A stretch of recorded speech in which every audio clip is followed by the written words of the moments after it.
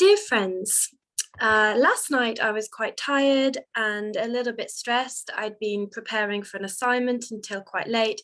It was a technical assignment with quite a lot of documents and I was somewhat tired. And before I knew it, it was already midnight.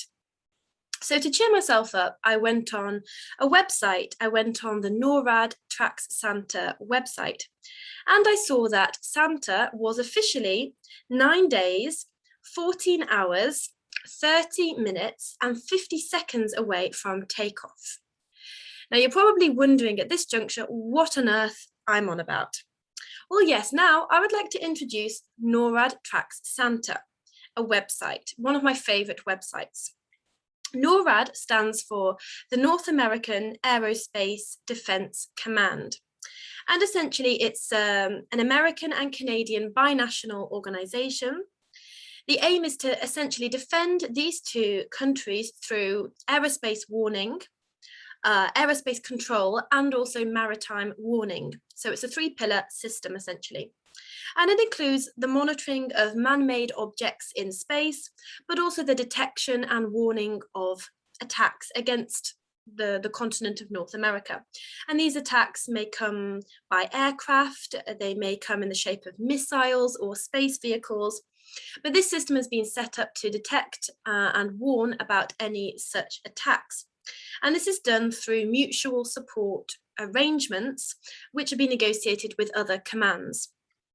Now, one of the key aims is to ensure air sovereignty and the air defence of the airspace of Canada and the US.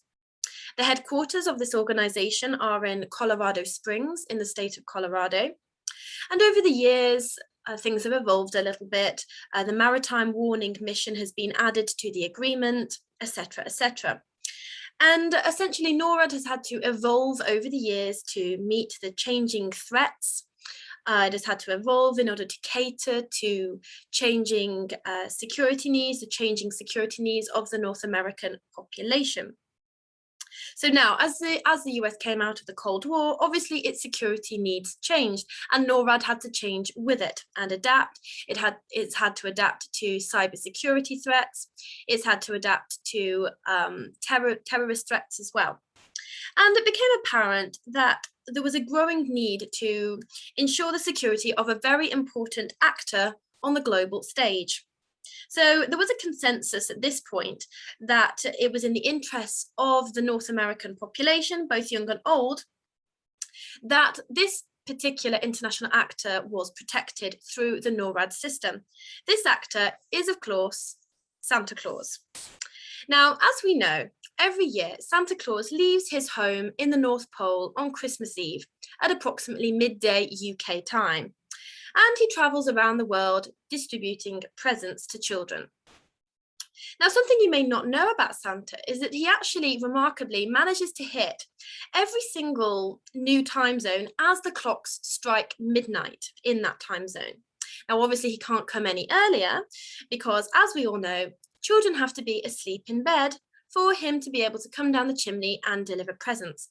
So it's actually quite remarkable. If you think about it, he has to travel more quickly than the speed of light because he has to hit every single time zone at exactly midnight to deliver the presents. Remarkable, I know. Anyway, NORAD has a very powerful radar system. This includes around 47 installations across Canada and Alaska. And NORAD makes a point of checking the radar closely on Christmas Eve for indications of Santa leaving the North Pole. The moment the radar indicates that Santa has lifted off, the satellites become operational. And the same satellites that are used in providing air warning of possible missile launches are used to detect Santa taking off from the North Pole.